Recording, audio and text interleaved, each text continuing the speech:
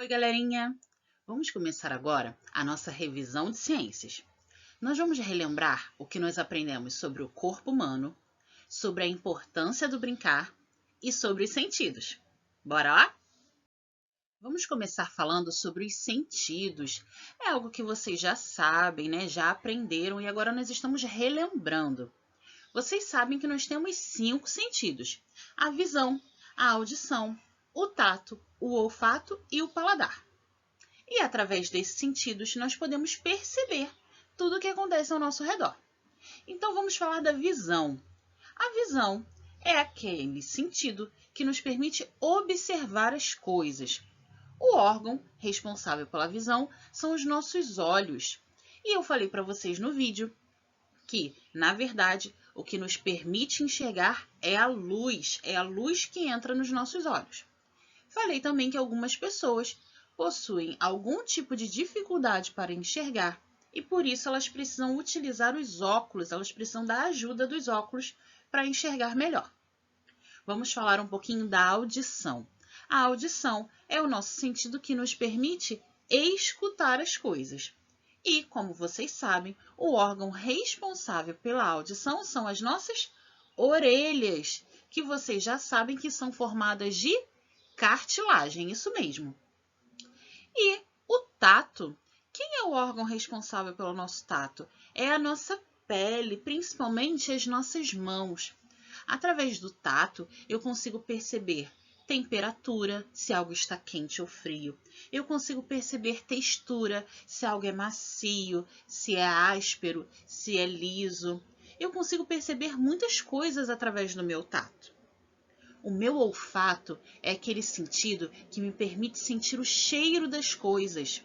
Pode ser algo bom, como um perfume, ou pode ser um cheiro ruim, como um vazamento de gás ou uma comida que está estragada.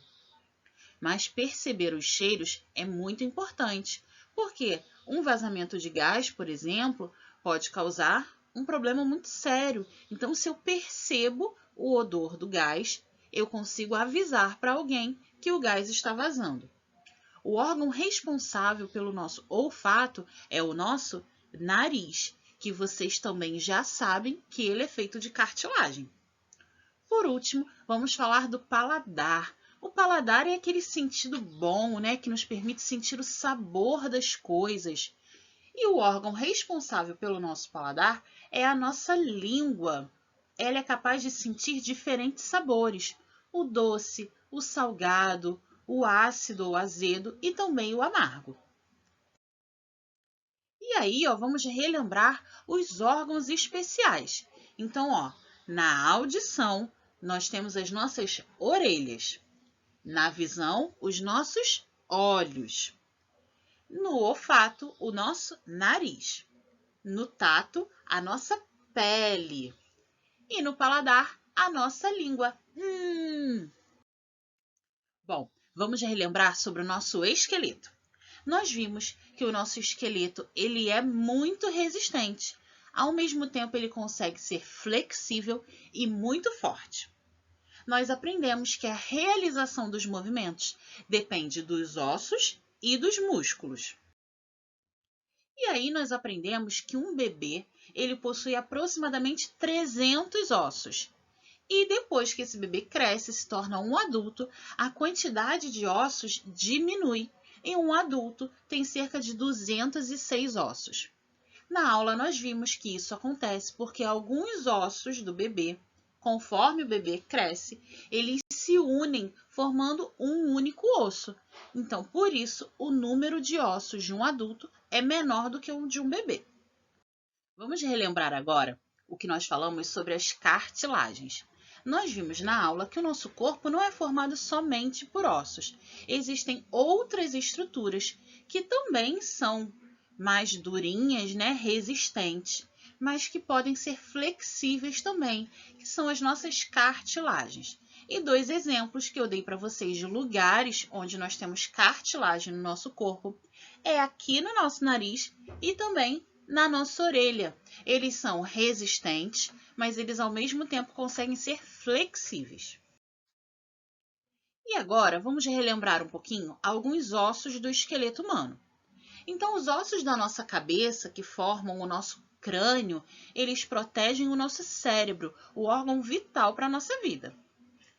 Aqui na região do nosso tórax, nós temos as costelas. E vocês viram que as nossas costelas, elas formam uma caixa de ossos que protegem órgãos muito importantes, como o coração e os nossos pulmões, não é verdade?